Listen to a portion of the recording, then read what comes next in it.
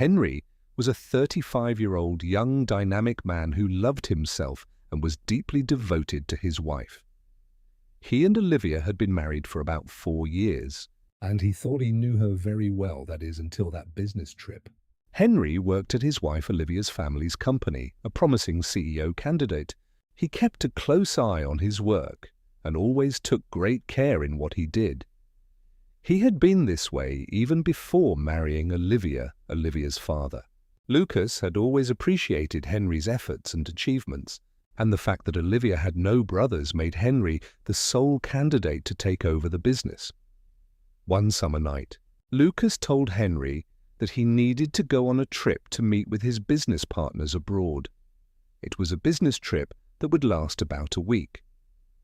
Although Henry wanted his wife Olivia to come with him, he had convinced her that she needed to stay at the company and run the business.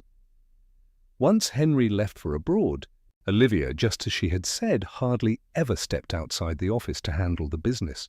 She worked late into the night, came home very late, and fell asleep as soon as she arrived. About 3 days later, Henry finished his work early and returned to surprise his wife. Knowing that Olivia had been at the office until late every night since he'd left, he wanted to give her a little surprise. He took a taxi from the airport and arrived at the office around 10 p.m.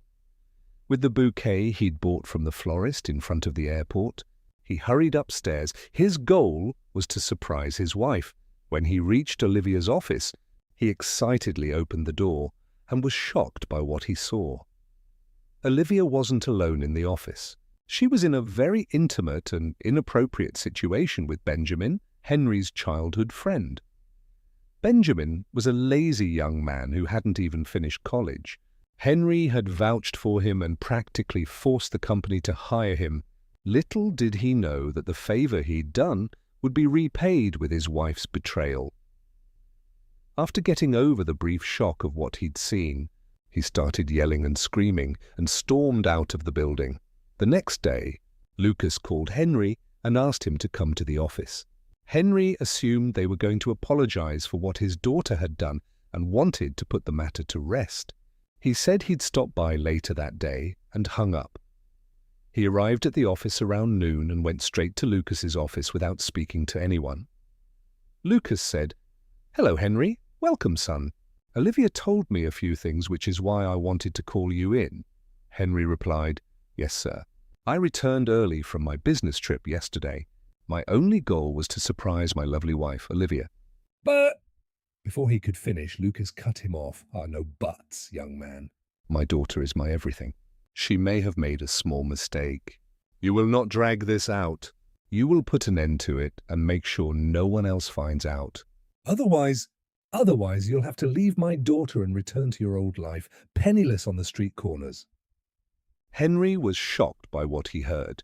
Olivia had not only cheated on him, but also had her father threaten to fire him. An angry Henry said, "Sir, you've misunderstood me. I didn't come here to chat with you or listen to your lies. I came here to tell your daughter Olivia that I'm getting a divorce and resigning from my position at your company again," he said. Lucas, upon hearing this, pointed Henry toward the door. Henry, leaving his workplace and his life behind with quick, angry strides, couldn't pull himself together for months. He didn't leave the house or see anyone. Months later, he founded a new company with a bank loan. This company he founded would become the biggest rival to Lucas's company and the largest company in the city. But no one knew that yet. Evelyn, who had helped him secure the bank loan, didn't want Henry to wallow in despair over having abandoned his life. With Evelyn's support, Henry became the owner of one of the city's largest companies in a very short time. Henry, who had declared all-out war on Lucas's company, soon forced Lucas and his family to the point of shutting down their business. Months later, Lucas and Olivia were on the brink of bankruptcy. Their stock had plummeted, and the company had become one that was constantly laying off workers. They had made every effort to secure a sponsor or business deal that would keep them afloat. One morning, Evelyn told Henry that Lucas and his company were in dire straits and, despite having a good project, were on the verge of going under because they lacked the financial resources to bring it to life. Out of respect for professional business ethics, Henry requested that a meeting be arranged with the rival firm to secure a business deal.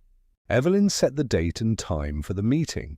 This meeting would take place at Henry's own office building, and for the first time in a long while, he would be face to face with Olivia and Lucas. When the day of the meeting arrived, Lucas and his daughter, who were waiting in the conference room, had no idea that Henry would be the one to walk in. Henry had made all his preparations. He was wearing a sharp suit and had sprayed on his most expensive cologne. When he entered the conference room, neither his ex-wife Olivia nor his former boss Lucas could believe their eyes. Olivia said, "Henry, are you kidding me? Right here, of all places, after all these months? We're in the middle of a very important business meeting. Could you please leave right now?" she said. Henry smiled. Evelyn said, "Miss Olivia, let me introduce you to Mr. Henry, the founder and CEO of our company." Lucas and Olivia were in the shock of their lives. Henry, whom they had humiliated and fired months ago because of a mistake Olivia had made, was now the founder of the company that was their only hope. Lucas stood up and shook hands with Henry, then said, "I knew one day you'd own a huge company, but it never crossed my mind that you'd save my company after everything that happened." Henry replied, "Let's forget the past. What's done is done. We're here today for business. I'm not helping you out of the goodness of my heart. I'm going to make sure you bring a project I like to life. This is purely a business deal." Lucas and Olivia were both surprised and ashamed that Henry, whom they had humiliated and looked down on months earlier, was the one who would save them through a business deal. The deals were sealed. Lucas's company was pulled back from the brink of bankruptcy, and its stock prices skyrocketed overnight. When Henry decided to marry Evelyn, he sent the first wedding invitation to his business partners, Lucas and Olivia. Despite all the cruelty and humiliation he had endured, Henry had lost none of his kindness, and he did not want the company, which he had painstakingly built over the years, to go under because of his anger. He did something that perhaps most of us couldn't do. He forgave the betrayal and in return did a good deed. If you too believe in the existence of kindness, that kindness doesn't wear a uniform, and that we must never give up on kindness no matter the circumstances, please subscribe to our The After Goodbye channel and don't forget to share this video with a friend who needs to believe in kindness. Enjoy the video.